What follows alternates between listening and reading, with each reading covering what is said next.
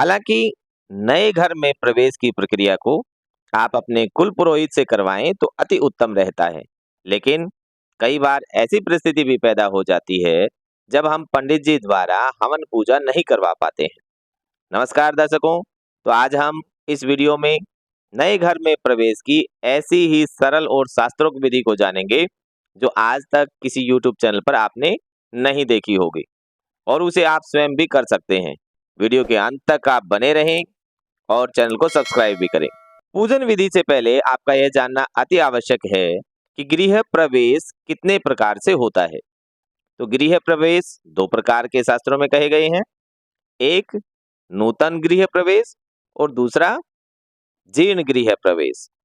नूतन गृह वह होता है जो समतल जमीन पर नींव खोदकर नए सिरे से बनाया जाता है, और जीर्ण गृह वह होता है जिस घर में हम पहले से रह रहे होते हैं और उसमें हम थोड़ा बहुत सुधार करके या कुछ कमरे आदि और बनाकर या उसमें कुछ तोड़ फोड़ करके हम गृह बनाते हैं। एक तीसरे प्रकार का भी गृह प्रवेश आजकल किया जाता है और वह है किराए पर लिए गए मकान में गृह प्रवेश करना।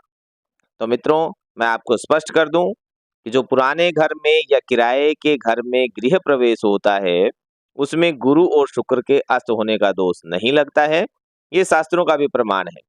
लेकिन जो नए घर में प्रवेश किया जाता है उसमें कुंभ चक्कर, गुरु शुक्र का उदय होना, खर मास का न होना, देवशयन आदि सभी को देखा जाता है।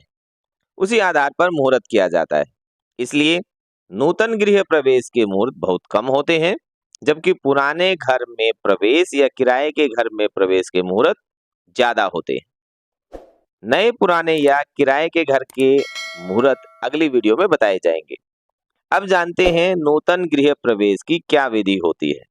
गृह प्रवेश के दिन वास्तु आदि हवन के बाद किसी कुएं, हैंडपंप या पड़ोसी के घर से पानी से भरे कलश लेकर घर का मुखिया पत्नी के साथ घर के मुख्य द्वार पर आकर सबसे पहले श्री गणेशाय नमः ऐसा बोलकर गणेश जी का ध्यान करके गंध, अक्षत और पुष्प गणेश जी को आप अर्पित करें।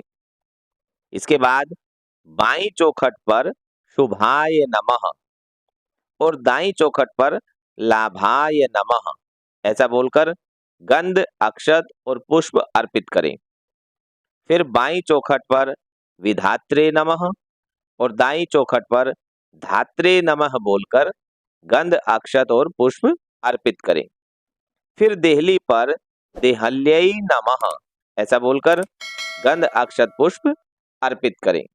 फिर गेट की दोनों चौखटों की जड़ में धर्माय नमः ऐसा बोलकर गंध, अक्षत, पुष्प अर्पित करें।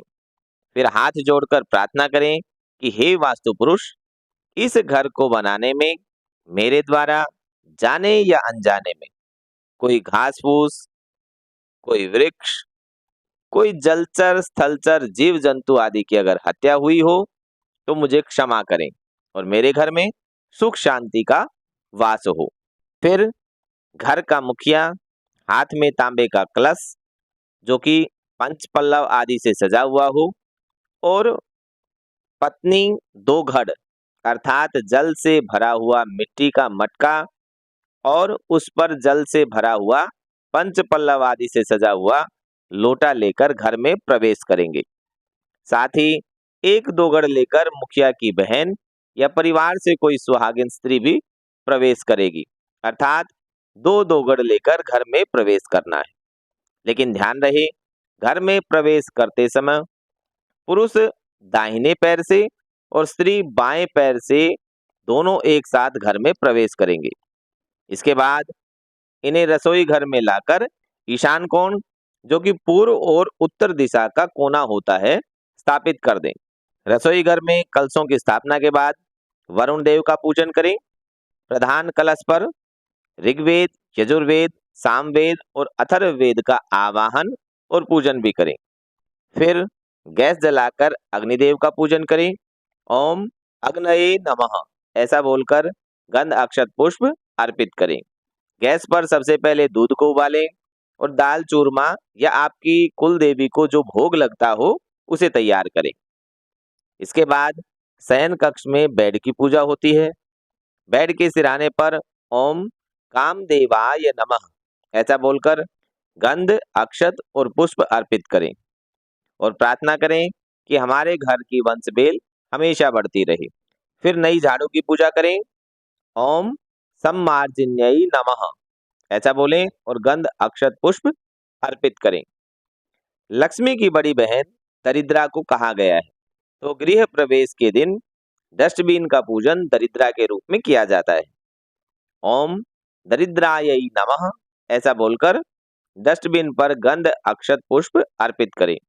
इसके बाद लक्ष्मी जी का पूजन करें और पूर्णाहुति के बाद देवताओं का विसर्जन करें। प्रधान कलश से जल लेकर सारे घर में जल का छींटा लगाएं, सभी को प्रसाद बांटें और बड़ों का आशीर्वाद लें।